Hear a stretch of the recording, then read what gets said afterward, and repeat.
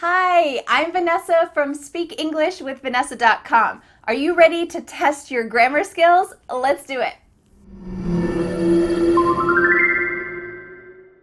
Today I have a fun grammar test for you. Fun? Grammar? Test? Is it possible? Yes, it's definitely possible. Just watch and see. In this lesson, you'll learn 7 common English grammar mistakes and how to fix them. But the trick is, you have to guess what the mistake is. Fun! I'm going to show you 7 sentences, and you need to find one change in each sentence. Maybe that's taking something out. Maybe that's adding something. Maybe it's exchanging something. Let's take a look at a quick example. This sentence, I love dog. There's one mistake here. Can you guess what it is? What do we need to change to make this beautifully correct? Well, we need to say, I love dogs. You need to add an S at the end. This is a pretty simple example, so are you ready for some more advanced grammar sentences? Let's do it. Let's imagine that we're in a coffee shop together drinking some coffee. Well, maybe that's not such a good idea because if I had a cup of coffee, I would be running around the coffee shop nonstop. So how about this? I'm drinking some tea, you're drinking some coffee, and we're having a lovely conversation together. And you say to me, so, how's it been going lately? And I say, sentence number 1, I bought the new Ferrari yesterday. Ooh, what's one thing that you can change in this sentence to make it correct? This sentence is not correct. There's something that's wrong with this sentence. Can you guess? I'll give you 3 seconds. 3, 2, 1. I bought a new Ferrari yesterday. You have this image in your head of us sitting in the coffee shop. Do you think that we're looking at the car right now? No, we're just kind of imagining this car. It's not something specific, it's something unknown. So we need to use a. Maybe after we have our drinks, we go out to the parking lot and I say, this is the new Ferrari that I bought. This is the new Ferrari. We're looking at it. We know which one it is. It's right there. So we need to use the to talk about something known and a for something that's less known. Test sentence number 2. I wanted a Ferrari because it's too fast. I wanted a Ferrari because it's too fast. What's wrong in this sentence? 3, 2, 1. I wanted a Ferrari because it's really fast. We only use to in negative situations. The coffee is too hot. I can't drink it. I'm too tired. I can't study. Maybe I could have said, my old car was too slow. You can see here that in all of these situations, there's something negative. The coffee's too hot. I'm too tired. The car is too slow. There's a problem in all of these sentences, so I probably want to fix it. And in the sentence with the Ferrari, I think that the Ferrari is really fast, so that's why I want it. If you're curious about some differences between to and so, I made a live lesson about this a long time ago, about 2 years ago, and you can watch that video up here. All right, sentence number 3.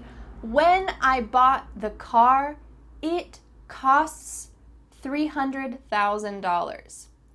When I bought the car, it costs $300,000. It's a lot of money. All right, what is one thing that you can do to change in this sentence to make it correct?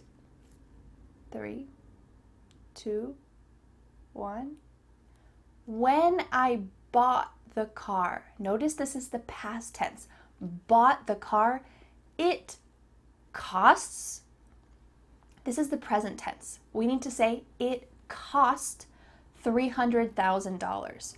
The word cost is an irregular verb, and often these irregular verbs trip up or trick English learners, so we need to make sure that we use the proper past tense. It cost $300,000. Sentence number 4. Maybe after I told you how much the car cost, you say, oh, Vanessa, that's so much money. Why would you do something like that? And I say, well, I think I'm going eating rice and beans for a whole year. I think I'm going eating rice and beans for a whole year.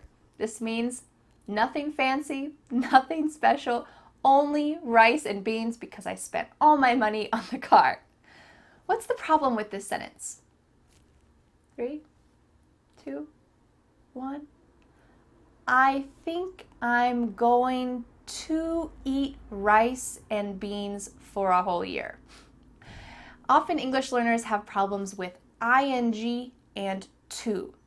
It depends on a lot of different factors, but specifically for the verb going, when we're talking about this in the future, I'm going to eat rice and beans. I'm going to study with Vanessa. I'm going to sleep soon. Well, we need to use to plus an unconjugated verb. I'm going to study, I'm going to eat, I'm going to sleep. Great. All right, let's go to the next one. Number 5, for my whole life, I always dreamed of owning a Ferrari.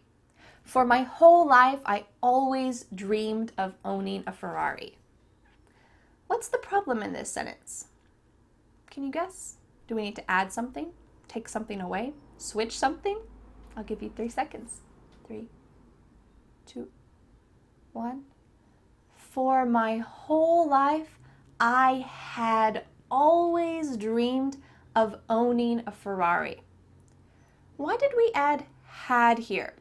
This is the past perfect tense, and I know it can be tricky for a lot of English learners. We use the past perfect tense to talk about something that was continuing for a long time in the past, and now it has stopped.